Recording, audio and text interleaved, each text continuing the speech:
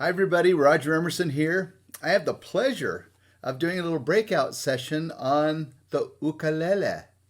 That's right, not ukulele, ukulele. So, um, a little history, as I guess the Portuguese brought the ukulele or something similar to it to the Hawaiians in the Hawaiian Islands, and they sort of took it from there and made it just ubiquitous. And particularly these days, it's it's something great to think about as choral directors as we move forward in the fall that we might be deviating a bit from our usual course of study. And I can think of nothing better than ukulele. And here's why. I'm going to put this down for a minute. I grew up a guitarist. Started taking guitar lessons at 10. But I love to sing. I hope my whole family sang. My mom used to arrange for live radio in the 40s and 30s. And so music was just a part of our family. But for me, having a harmonic instrument that I could play and sing over the top of or to, it really fostered my career. And I'm really convinced that in our choral programs and outside our choral programs, we have students who will really flourish as musicians, as songwriters, composers, arrangers, if given an instrument that they can chord on in particular. And so that's why the ukulele is I think, a great, could be a great asset. They are inexpensive. This particular one that I have here, the Flight, is distributed by Hal Leonard, and they were nice enough to send me one. It's an all plastic body. It's virtually indestructible, and yet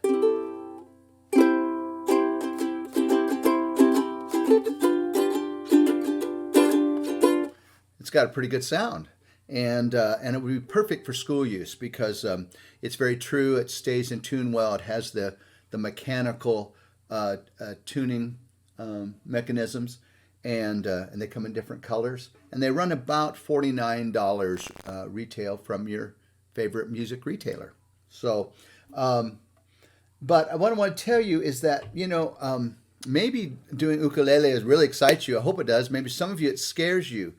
And I want to share a quick story before we go into some of the mechanics of the ukulele. When I was first starting my teaching career, Kirby Shaw was my mentor. Yeah, community college. He's responsible for this. So, but I could distinctly remember, because I was an applied vocal major, is Kirby, I'll never be able to teach clarinet.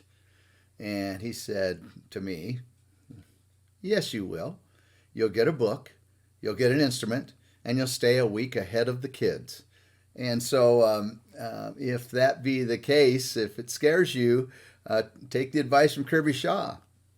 Get a ukulele, get a book, which we will refer to. I'll show you some neat resources here in part 3 of this, and stay a week ahead of the kids. I also am reminded of Eleanor Roosevelt's quote, which is, do something that scares you every day. So anyway, I'm going to be back in just a minute with part 2, where I'm actually going to go through the tuning of the instrument, talk about the various types of ukulele, and whatnot. So I'll be right back. So on the ukulele, the tuning is G, C, E, A. Right? My dog has fleas. I think we all learned that somewhere. I'm not sure where. So it basically forms a C6 chord just with open strings like this. One of the first chords that you learn is, each one of these is called a fret. As you can see, 1, 2, 3. Technically the little metal bars are the frets, but the space between this would be the first fret. This would be the second fret. This would be the third fret. 1, 2, 3, and so on. If you place your finger right there in the third fret and strum, you get a C chord. Now, for those of you that are guitarists, you're going to go, well, that's a G chord. Well, it is on a guitar, but on a ukulele, it's a C chord. Now this is called a soprano. It is the smallest. Sometimes it's called the standard. Then there's also an alto, a tenor, and a baritone. Interesting thing that I just learned, because this is sort of new to me too, is that the baritone is tuned like a guitar. So if you just want to play for your own enjoyment and you're a guitarist, maybe the baritone is the one to play. But if you're going to teach, you're going to definitely want to go with the soprano or the standard.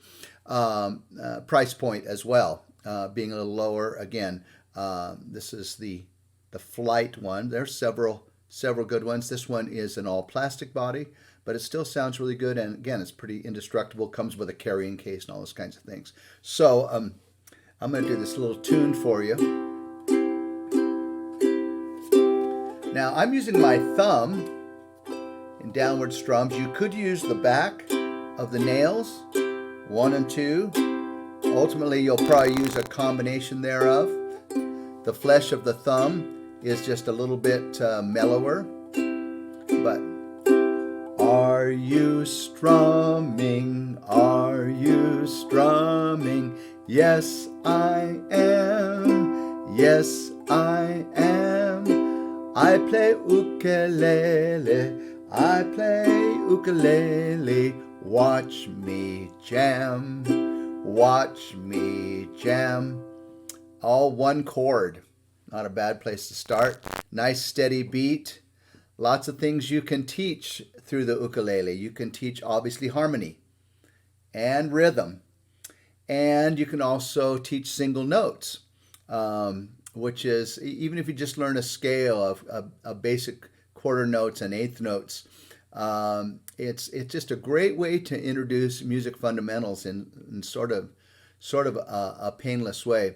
I remember when I was teaching guitar, talked about one chord songs, I would teach a E minor 7 on a guitar, which is just on the 5th string, 2nd fret, one finger, just like we were playing there. And I would do Pink's, I'm coming up, so we got to get the party started. I'm coming, the whole song, one chord. Yeah, it was really terrific. So anyway, I hope that you're a little less intimidated. I'm sure many of you out there probably play ukulele much better than I do. In just a moment, for the third segment here in this breakout session, I'm going to show you some of the resources, some of the books that Hal Leonard publishes. They are so user friendly. Yeah, I want to teach again. It's just in my bones, in my blood, I guess. And also at the end of this breakout session, there will probably be a landing page where you can see and hear some of the audio that is included in these resources. So I'll be back in just a moment with resources. So I told you that we would work on and show you some of the resources. I really like this book. This is Ukulele for Kids. It's a Hal Leonard publication. It's really written for kids, and I think this would work really well, certainly up through about the 5th grade, maybe even in middle school. What's nice about it is that, of course, like most books, it starts and it gives you an overview of the history, a little bit of the history of the ukulele, shows you the different types. We talked about soprano, concert, tenor, and baritone. I call it an alto, but it's really a concert. And it shows you the parts of the ukulele, how to hold it, your hand position. It's got a lot of photos in it. And then it starts with that song that I sang, Are You Strumming, in the last little segment. And again, it was a one chord song. I'm reminded of my early years of teaching guitar, when I would teach everyone in the first night of class how to do the E minor 7 chord, which sounds hard, but it's one finger. And they would strum it, and I would do Pink's, I'm coming up, so we gotta get this party started. Yeah, the whole song, one chord. So that's sort of a great way to get people feeling like, hey, I think I can do this. One of the nice things about Hal Leonard and all of their publications is that they have access to all the pop songs. And so this particular method is no different. When we get over to as early as page 10, and we've learned, well, even before that, in page 8, when we've learned our second chord, okay, so we've learned the C chord, which I think I showed you was right here, 3rd fret. Each one of these is called a fret. We have 1, 2, and 3. 1, 2, 3. That little metal bar is basically the fret, but the space between is considered the 1st fret, 2nd fret, 3rd fret.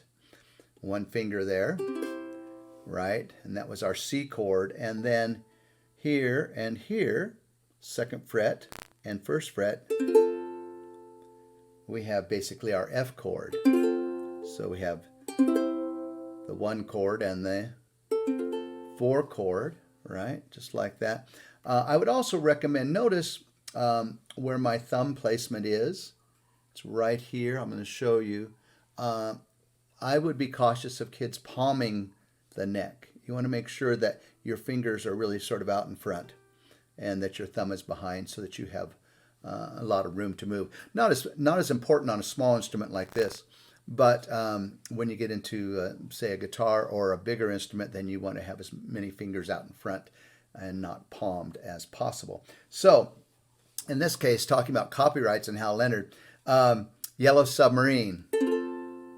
We all live in a yellow submarine, a yellow submarine, a yellow submarine. We all live in a submarine, a yellow submarine, a yellow submarine. So again, they're starting with just a chorus of Yellow Submarine using 2 chords. But isn't that fun? And I think kids would really enjoy that. Again, I'm so supportive of learning a harmonic instrument. And particularly those of us that are choir directors and maybe we can't get together as our whole choir, we could do little Zoom lessons right here. Hopefully get as many kids outfitted with a ukulele as possible and whatnot. So moving on, the couple of other books that Hal Leonard does that I want to acquaint you with. Again, that's Ukulele for Kids. There is an audio code inside, right up there. When you go to My Library at halleonard.com, it allows you to put that code in, and then you have access to all the audio. So you have the demonstration tracks and the accompaniment tracks, and so it's really terrific. You can share those with your kids. They're really neat. So moving ahead, the other really wonderful resource. And again, the landing page at the end of this segment will have all of these where you can click on and explore them and explore their innards and things like that. This is Essential Elements for Ukulele. If you're familiar with Essential Elements, it's sort of our overall umbrella for band method and now the EEMC, which is Essential Elements Music Class. So if you're using that, this would be a very logical sort of extension. In this particular case, starts off very similar to the Ukulele for Kids, and it just moves ahead and maybe goes into a little more detail and quite a bit further